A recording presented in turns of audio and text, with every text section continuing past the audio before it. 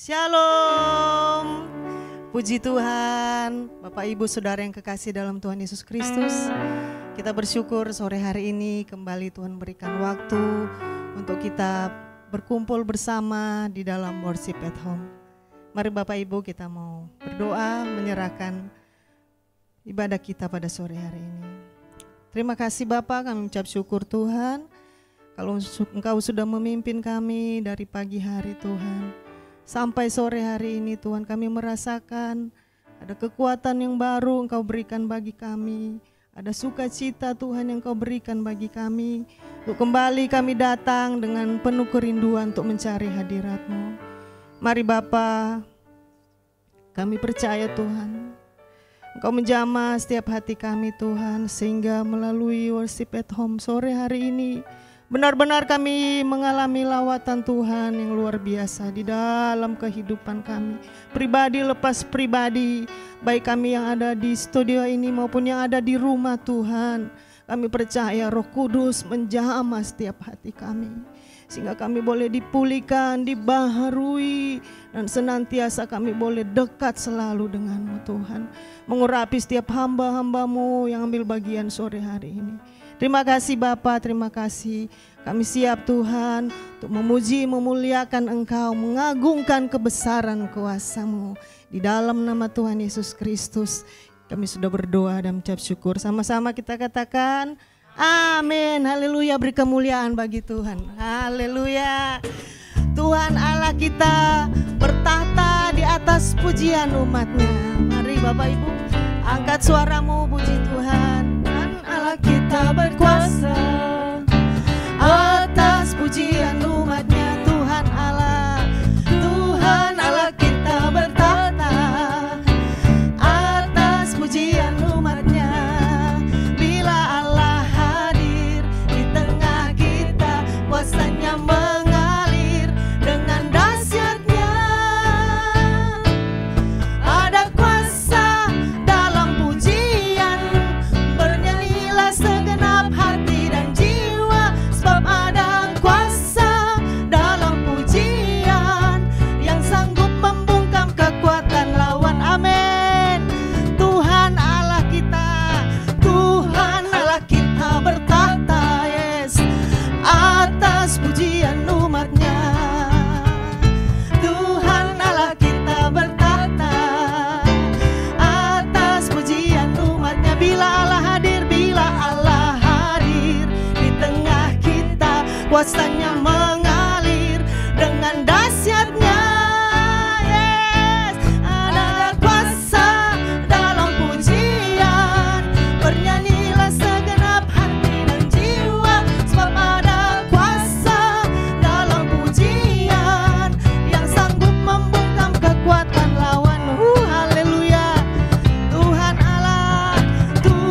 Allah kita bertahta atas pujian umat-Nya. Haleluya. Tuhan Allah kita bertahta atas pujian umat. Bila Allah hadir, amin, rasakan kehadiran Allah di tengah-tengah pujian kita. Dengan dahsyatnya ada kuasa dalam pujian, bernyanyilah segenap hati dan jiwa, sebab ada kuasa dalam pujian yang sanggup membungkam kekuatan.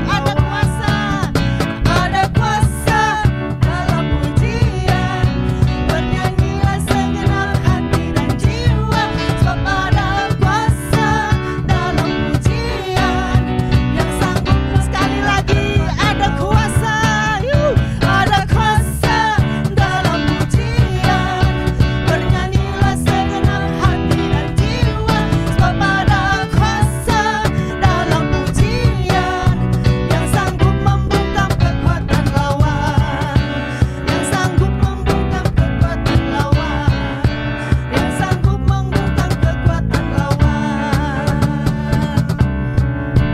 Ada kuasa, haleluya. Puji Tuhan, Maha Kuasa, Maha Mulia Allah kita. Allah yang besar, ya Allah yang luar biasa. Mari sore hari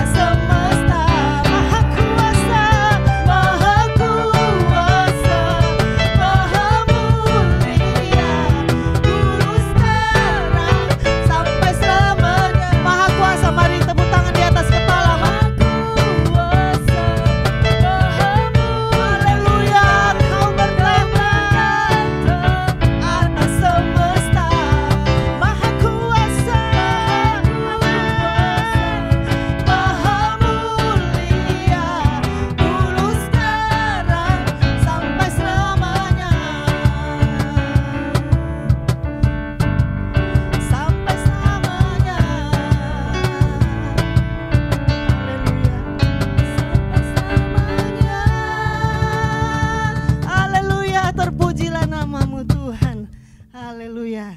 Tuhan dialah menara yang teguh. Namanya Tuhanku, kota benteng yang teguh, menara dalam kehidupan. Haleluya.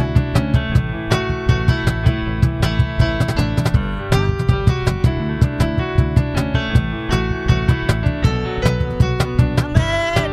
Bertepuk tangan bersorak bagi Tuhan. Namanya Tuhanku, menara yang teguh, kota benteng perlindunganku.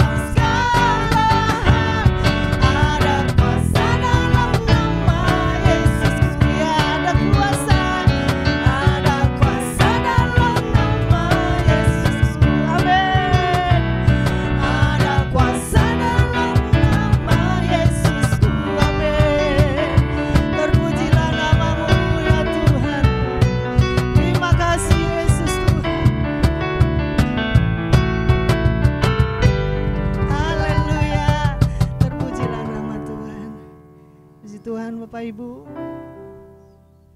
mari lebih dalam lagi kita mau masuk di hadirat Tuhan. Lebih dalam lagi kita mau menyembah Tuhan. Sungguh besar setiamu, nyata di sepanjang hidup kami Tuhan.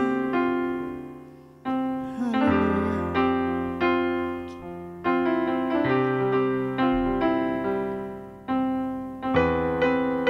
Yesus. Haleluya. Sama-sama katakan, sungguh besar setiamu,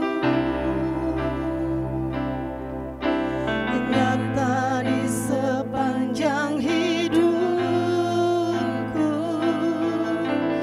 Darahmu telah layakkan kehidupanku. Tiada kata yang bisa, tiada kata yang bisa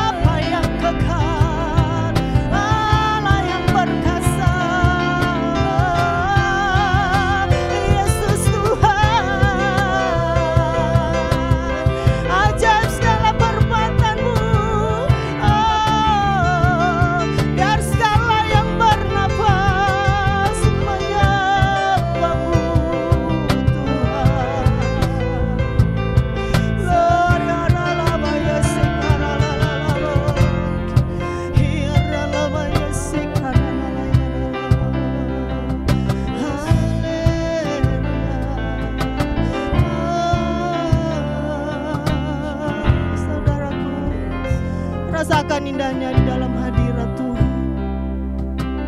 Tidak ada tempat yang terindah selain di dalam hadirat Tuhan.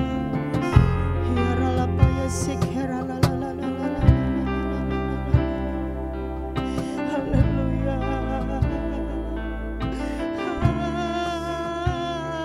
Bapa, kami percaya bahwa kuasa-Mu ada di tengah-tengah kami. Kami bersyukur buat hari ini karena kami percaya melalui kuasa pujian ada kemenangan, ada kesembuhan yang kami nikmati bersama-sama. Kami percaya hadirat-Mu yang ajaib membantu setiap kami untuk kami melewati hari ini dengan kesembuhan ilahi yang daripada Engkau sendiri. Sebentar kami mau mendengar kebenaran-Mu. Kami mempersiapkan hati kami masing-masing, kami persiapkan telinga pendengaran kami, supaya melalui kebenaran firman-Mu ini, biarlah kuasa-Mu yang ajaib memberikan kekuatan bagi setiap kami. Kami percaya Engkau ada di tengah-tengah kami pada sore hari ini, melawat dan menjamah kami semua. Kami menyerahkan waktu yang indah pada sore hari ini ke dalam tangan kuasa Tuhan. Hanya di dalam nama Tuhan Yesus Kristus kami siap mendengar firman Tuhan. Yang siap dengar firman Tuhan katakan bersama-sama, amin. Terima kasih untuk tim PNW yang sudah membantu melayani seluruh umat Tuhan untuk menikmati hadirat-Nya. Sore hari ini kita akan belajar satu kebenaran, bahwa bahagia itu sebetulnya mudah.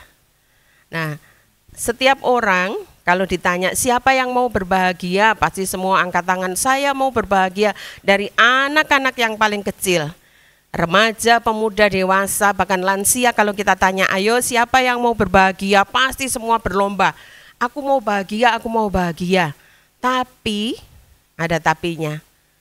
Tidak semua orang tahu bahagia yang mana yang harus mereka, sebetulnya yang mereka cari. Ada, seringkali kita mendengar hari-hari ini, ada banyak yang dilakukan oleh orang-orang untuk meraih dan menemukan kebahagiaan. Ada yang berusaha mencari kebahagiaan dengan bekerja terus-menerus sampai lupa waktu. Bahkan pertumbuhan anak yang harusnya diikuti oleh orang tua, itu mereka abaikan karena mereka pikir dengan mencari uang, mereka bisa membesarkan anak-anak, membuat anak bahagia. Padahal yang dirindukan oleh anak-anak dan keluarga dalam kebersamaan. Lalu ada lagi orang yang mencari kebahagiaan dengan menumpuk kekayaan sebanyak-banyaknya. Mereka pikir dengan bekerja keras lalu menumpuk barang-barang yang mewah itu sesuatu yang membahagiakan. Ada lagi yang berusaha dengan mendatangi klub-klub malang. Nah, kalau di sini ada kafe-kafe ya, di Pasirian ini banyak kafe-kafe, hampir di semua lorong, bahkan di gang-gang kecil sekarang ada banyak kafe. Nah, mereka datang di situ, entah minum kopi, entah ngobrol, mereka cari bahagia itu. Nah, lalu ada juga yang berusaha mencari kebahagiaan dengan apa? Menyalahgunakan obat-obat terlarang.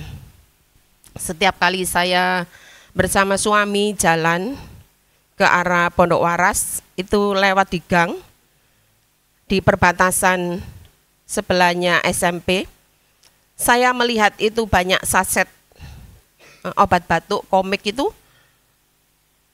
disalahgunakan. Jadi di sepanjang jalan itu ada banyak saset komik obat batuk, itu bukan cuma 1-2, tapi banyak sekali, lebih daripada 10. Mereka lakukan itu untuk apa? Untuk merasa bahagia. Ada juga yang berusaha, mereka berlibur kalau punya duit, mencari tempat-tempat yang eksotis. Berlibur karena ada duit sehingga bisa pergi ke tempat-tempat yang menarik. Nah, lalu ada juga yang tinggal di rumahnya yang mewah. Ada lagi membeli barang-barang yang mewah, yang branded. HP yang dulu HP biasa, HP jadul, yang bunyinya mungkin kring-kring. Sekarang cari yang bunyinya enggak tahu apa, telolet gitu ya. Ada banyak hal yang dilakukan oleh manusia untuk mencari kebahagiaan. Lalu ada lagi, berusaha mencari kebahagiaan dengan apa? Kegiatan huru-hara. Kalau mereka ikut dalam demo-demo, mereka rasa bahagia, mengungkapkan rasa tidak puasan, mungkin dengan sorak-sorai robokan atau apa saja. Mereka rasa itu sesuatu yang membahagiakan mereka. Dan ini berarti apa? Ada banyak cara yang ditempuh oleh manusia untuk bahagia. Tetapi malam ini kita mau belajar. Alkitab juga memberi contoh. Ada seorang perempuan Samaria pada waktu itu, dia sudah pernah tinggal dengan 5 suami. Bahkan seorang laki-laki yang sekarang tinggal dengan dia itu juga bukan suaminya. Berarti apa? 6 orang laki-laki. Untuk mencari apa? Mencari kebahagiaan. Itu ada di Yohanes 4 ayat 17 sampai 18. Yohanes 4 ayat 17 sampai 18. Ini salah satu contoh wanita yang mencari kebahagiaan dengan poliandri, satu perempuan dengan banyak laki-laki. Kata perempuan itu, aku tidak mempunyai suami. Kata Yesus kepadanya, tepat katamu bahwa engkau tidak mempunyai suami. Sebab engkau sudah mempunyai 5 suami, dan yang ada sekarang padamu bukanlah suamimu. Dalam hal ini engkau berkata benar. Jadi ada banyak cara. Alkitab ditulis 2000 tahun yang lalu. Dan ini ada banyak orang yang cari kepuasan secara seks. Karena apa? Karena mereka pikir dengan ganti-ganti suami ada rasa bahagia. Lalu satu contoh lagi di dalam Alkitab, di dalam poligami. Satu laki-laki dengan beberapa wanita. Saya ambil dari Daud di dalam 2 Samuel 11 ayat yang kedua. 2 Samuel 11 ayat yang kedua. Sekali peristiwa pada waktu petang ketika Daud bangun dari tempat pembaringannya, lalu berjalan-jalan di atas soto istana, nampak kepadanya dari atas soto itu seorang perempuan sedang mandi. Perempuan itu sangat elok rupanya. Ayat yang ke-27. 27. Ya, loncat.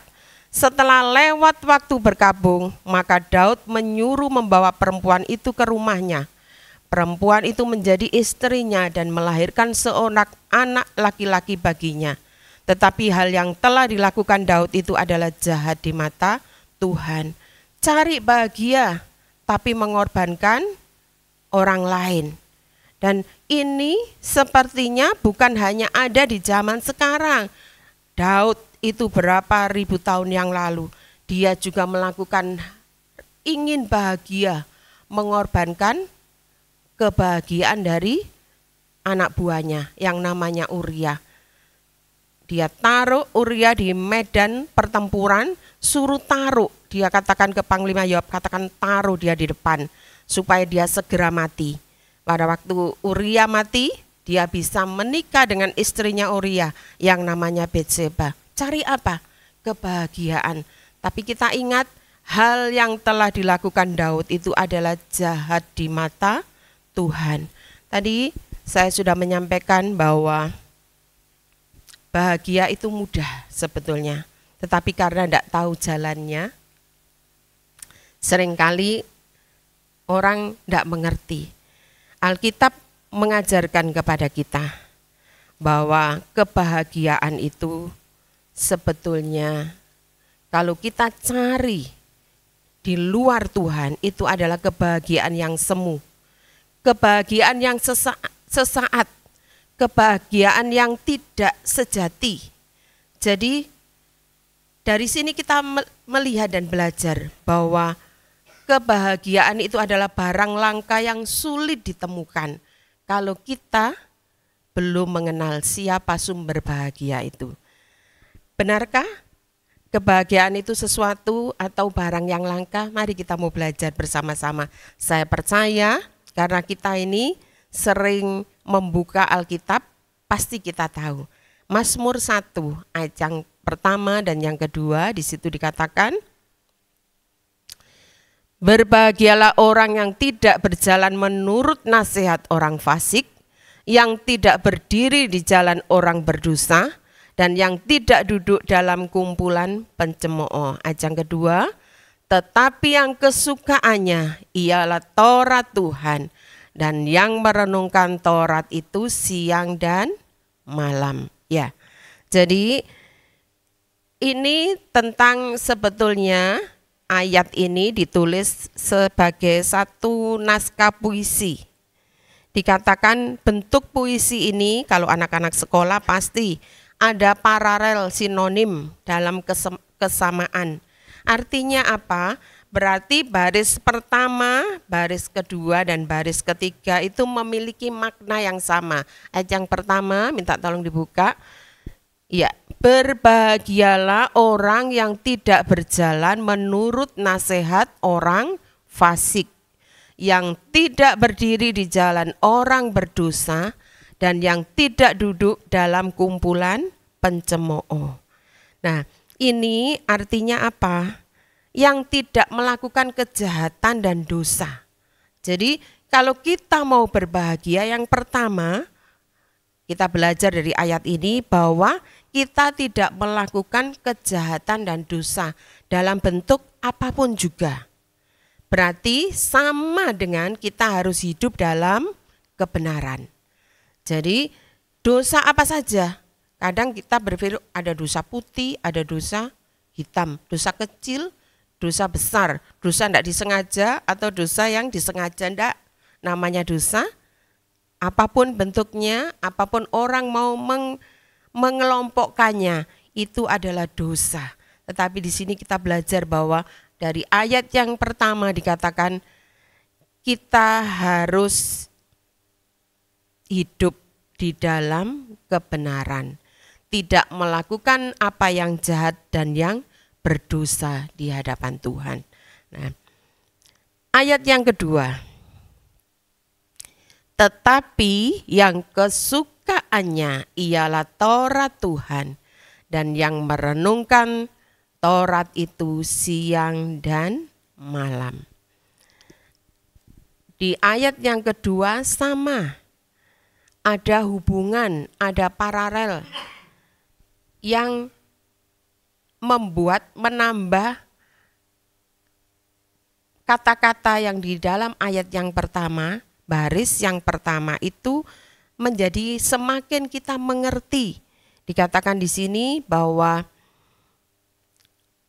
orang yang hidup menurut hukum-hukum Tuhan. Jadi tadi kalau yang pertama tadi dikatakan bahwa kita harus hidup benar, tidak hidup dalam kejahatan, dan hidup menurut, bukan menurut maunya sendiri, tetapi menuruti hukum-hukumnya Tuhan.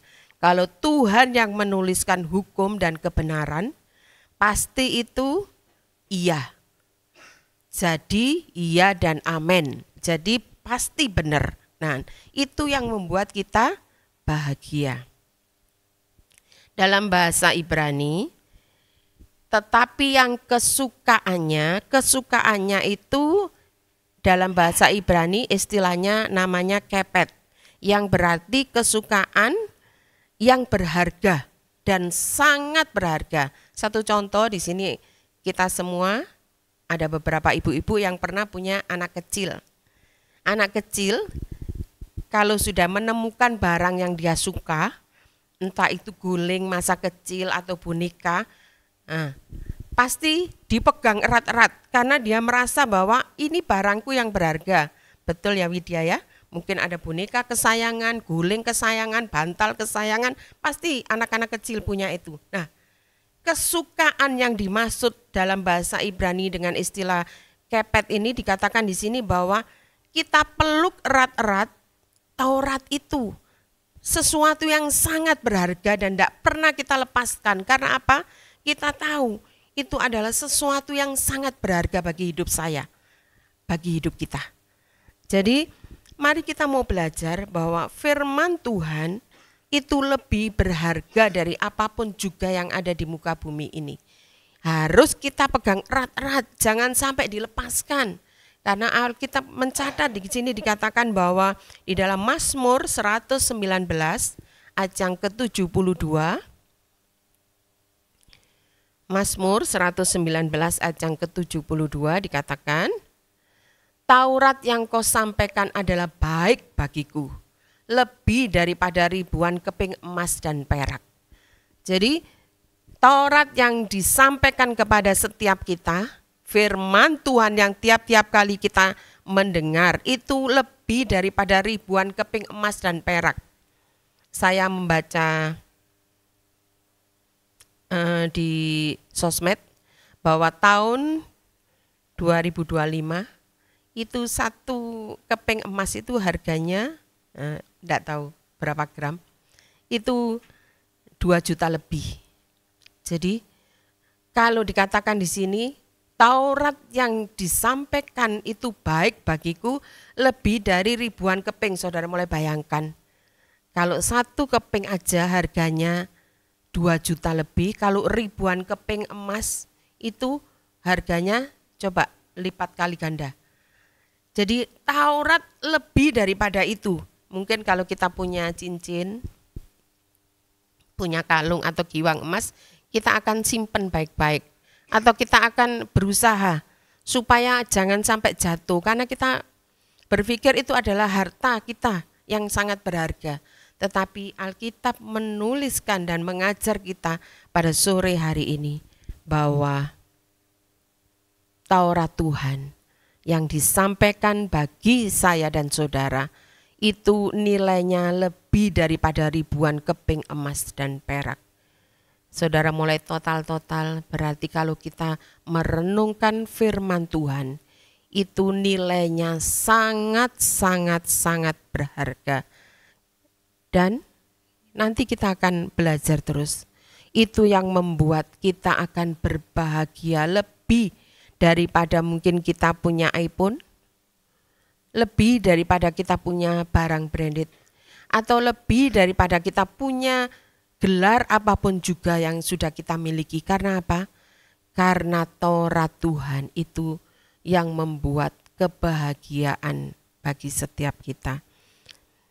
Sementara dalam bahasa Ibrani dikatakan kembali lagi ke Mazmur tadi ayat yang pertama, Mazmur pertama ayat yang kedua dikatakan tadi, iya. Dan yang merenungkan Taurat itu siang dan malam. Merenungkan itu dalam bahasa Ibrani artinya hagak. Mengandung pengertian bahwa bukan sekedar merenungkan sampai ketiduran lalu hilang begitu saja, bukan.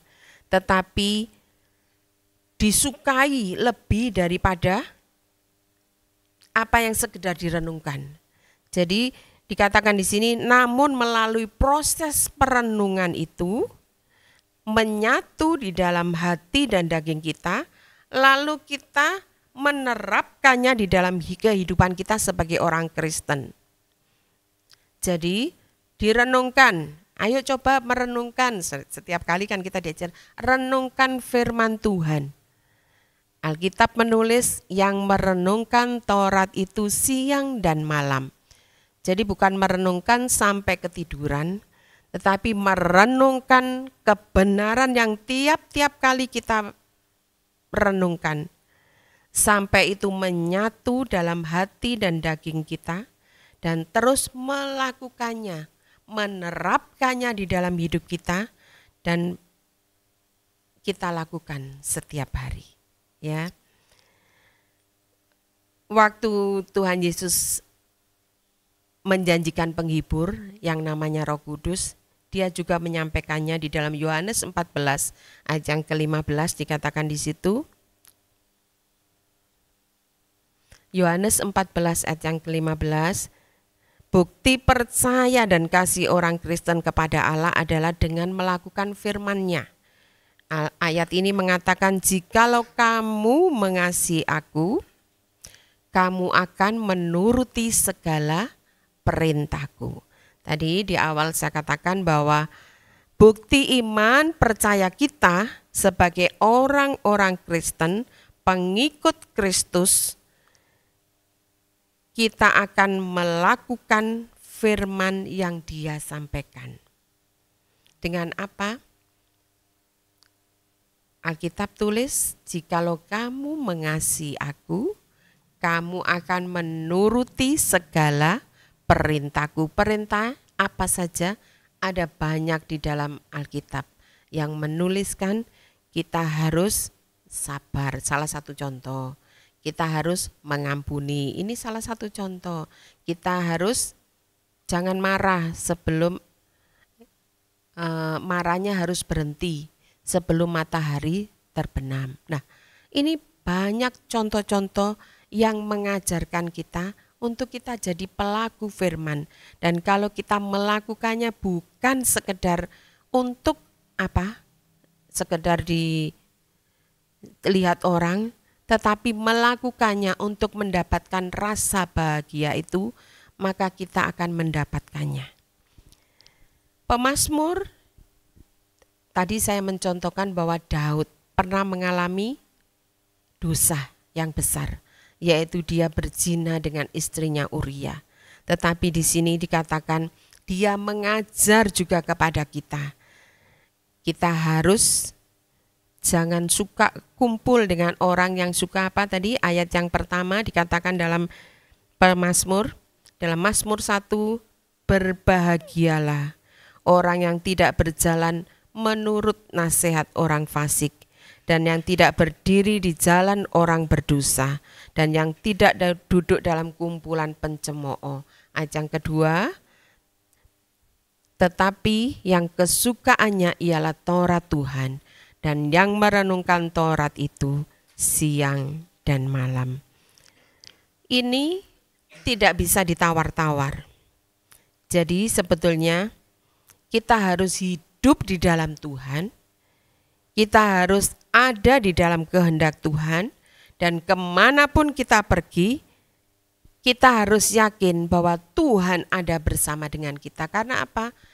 Kita merenungkan firman Tuhan, menyatukan firman yang tiap kali kita baca, sehingga itu menjadi satu dengan daging kita, dan kita melakukannya bukan sekedar diucap lalu kita lupa, tetapi kita mengimplikasikannya, kita menerapkannya di dalam hidup kita, dan kita percaya pada waktu kita melakukannya, maka kebahagiaan itu jadi milik kita. Jika Tuhan ada di dalam kita dan kita ada di dalam Tuhan, maka kemanapun kita pergi, Tuhan ada bersama dengan kita. Artinya apa? Dimanapun, kapanpun, dalam situasi apapun, Tuhan tetap ada bersama dengan kita, karena Dia manunggal di dalam kita. Jadi, karena Tuhan adalah sumber kebahagiaan, maka dimanapun, kapanpun, dan dalam situasi apapun, kita akan bahagia. Karena kita apa? Kita jadi pelaku firman itu. Jadi merenungkan firman itu siang dan malam. Dan kita jadi orang-orang baik yang tidak duduk dalam kumpulan pencemooh. Dan dikatakan di sini, kalau kita hidup di dalam Tuhan Yesus dan melakukan apa yang Dia perintahkan, maka satu yang kita cari, bahagia itu jadi milik kita. Jadi bagian kita. Jadi kalau hari ini mungkin kita tidak sama dengan orang-orang yang tadi saya contohkan di atas-atasnya. Kita tidak mungkin tidak menyalahgunakan obat, lalu kita tidak hura-hura, kita tidak suka ngafe untuk sekedar mencari bahagia. Tetapi kita tahu sumber bahagia kita, yaitu kita merenungkan firman Tuhan dan melakukannya siang dan malam. Saya memanggil tim PNW untuk membantu saya menaikkan pujian. Kita akan menaikkan pujian berbahagialah orang yang kesukaannya ialah Taurat Tuhan dan yang merenungkan Taurat itu siang dan malam. Kita akan jadi seperti pohon yang menghasilkan buah pada musimnya.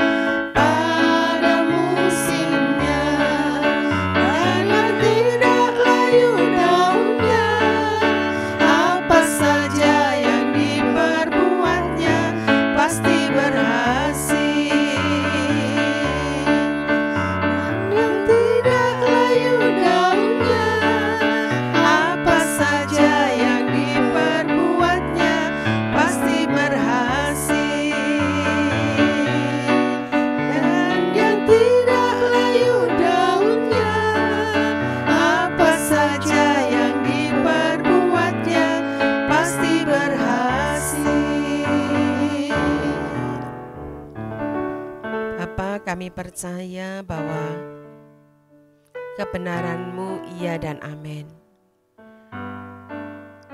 Kami mau bahagia. Alkitab menulis bahwa kalau kami mau bahagia, kami harus melakukan kebenaran firman Tuhan dan merenungkannya siang dan malam. Dan kami percaya kebahagiaan akan jadi milik kami seutuhnya. Ampuni kami kalau selama ini kami cari bahagia dengan cara-cara kami sendiri. Tetapi sore hari ini kami mau belajar bahwa pada waktu kami merenungkan firman Tuhan, kami melakukan kebenaran firman itu, maka kebahagiaan itu jadi milik kami seutuhnya. Kami percaya dimanapun kami berada, situasi apapun yang saat ini sedang kami hadapi, kami tetap berbahagia karena ada Engkau di dalam hidup kami yang manunggal bersama-sama dengan kami, dan firman itu akan hidup di dalam hidup kami, dan kami percaya melalui kebenaran firman-Mu, maka kebahagiaan itu akan sungguh-sungguh kami nikmati. Bapa, hamba memberkati seluruh umat-Mu dimanapun berada. Sore hari ini, apapun yang sedang mereka hadapi, ada di antara mereka yang sakit, kami percaya oleh kuasa kesembuhan, bilur Yesus terjadi menjamah seluruh umat-Mu, dan mereka juga boleh mengalami kebahagiaan karena kesembuhan ada atas mereka. Hamba juga berdoa untuk umat-Mu yang hari-hari ini mungkin gelisah dengan situasi keadaan yang ada. Firman Tuhan sudah mengingatkan kami bahwa kami harus merenungkan firman itu siang dan malam, supaya kami tidak diombang-ambingkan oleh gelombang yang ada, tetapi kami percaya kebahagiaan itu akan jadi milik kami. Bapa, kami juga berdoa memberkati anak-anak yang sekolah, apapun yang saat ini sedang mereka hadapi dalam pergumulan di sekolah mereka masing-masing. Biarlah pada waktu mereka belajar merenungkan firman itu di usia muda mereka, maka sungguh-sungguh kebahagiaan juga jadi bagian mereka. Mereka tidak akan cari kepuasan di luar Engkau, tetapi mereka akan tetap percaya bahwa masa depan mereka Tuhan yang jamin, sehingga mereka tetap percaya, mereka tetap berbahagia. Meskipun orang tua, mungkin pekerjaan orang tua tidak menopang untuk mereka sekolah di tingkat yang lebih tinggi, tetapi mereka tetap berbahagia karena mereka punya Engkau di hati mereka. Terima kasih Bapakku, terima kasih untuk sore yang indah ini kami boleh belajar satu kebenaran firman Tuhan lagi, bahwa pada waktu kami belajar merenungkan firman Tuhan, Taurat itu siang dan malam, dan melakukannya jadi bagian di dalam hidup kami. Kemanapun kami pergi, dimanapun apapun situasinya yang kami hadapi, kami akan tetap berbahagia karena ada Engkau di hidup kami. Mari angkat tanganmu, kita akan terima berkat Tuhan. Tuhan memberkati engkau dan melindungi engkau. Tuhan menyertai engkau dengan wajah-Nya. Tuhan memberi engkau kasih karunia. Tuhan menghadapkan wajah-Nya kepadamu dan memberi engkau damai sejahtera. Yang percaya katakan amin. Selamat malam, Tuhan Yesus memberkati.